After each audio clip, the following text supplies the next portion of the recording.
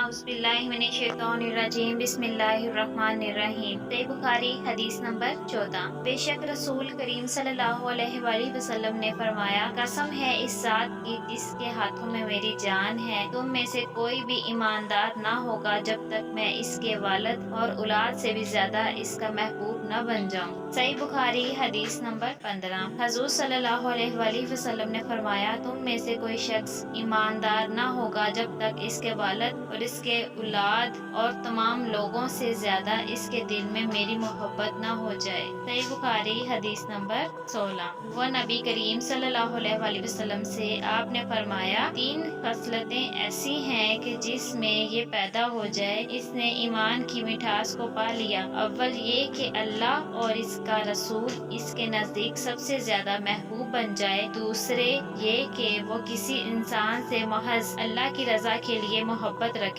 तीसरे ये कि वो कुफर में भी वापस लौटने को ऐसा बुरा जाने जैसा कि आग में डाले जाने को बुरा जानता है। सही बुखारी हदीस नंबर 17। आपने फरमाया, इंसार से मोहब्बत रखना ईमान की निशानी है और इंसार से कहना रखना निफाक की निशानी है। सही बुखारी हदीस नंबर 18। अबाद बिन सामत रज़ी अल्लाह अन्हा जो बदर की लड़ाई में शरीक थे और लैलतुल अक़बा के 12 नकीबों में से थे, फरमाते हैं कि रसूल अल्लाह सल्लल्लाहु अलैहि वसल्लम ने इस वक्त जब आपके गिर्द सहाबा की एक जमात बैठी हुई थी, फरमाया कि मुझसे बैत करो इस बात पर कि अल्लाह के साथ किसी शरीक ना करोगे, चोरी ना करोगे, जना ना करोगे, अपनी औलाद को कत्ल ना करोगे और ना उम्दन किसी पर कोई नाहक बहतान बांधोगे। किसी भी अच्छी बात में खुदा की नाफरमानी ना करोगे। जो कोई तुम में से इस अहद को पूरा करेगा तो इसका सवाब अल्लाह के जिम्मे है, और जो कोई इन बुरी बातों में से किसी का इर्तिकाब करेगा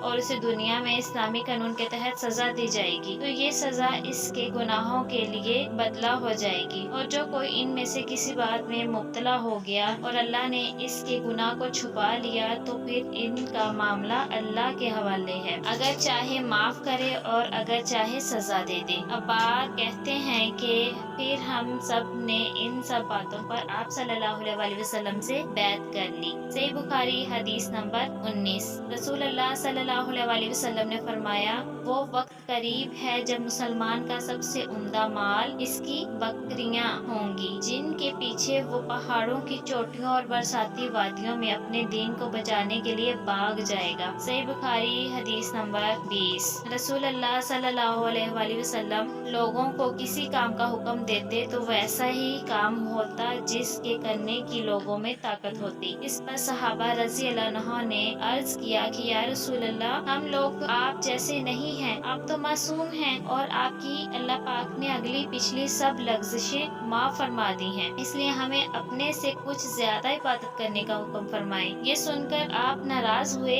हत्ता के खुफकी आपके चेहरा मुबारक से जाहिर होने लगी। फिर फरमाया कि बेशक मैं तुम सबसे ज्यादा अल्लाह से डरता हूँ और तुम सबसे ज्यादा उससे जानता हूँ, बस तुम मुझसे बढ़कर इबादत नहीं कर सकते। सल्लु अलल हबीब सल्लल्लाहु तआला अला मोहम्मद।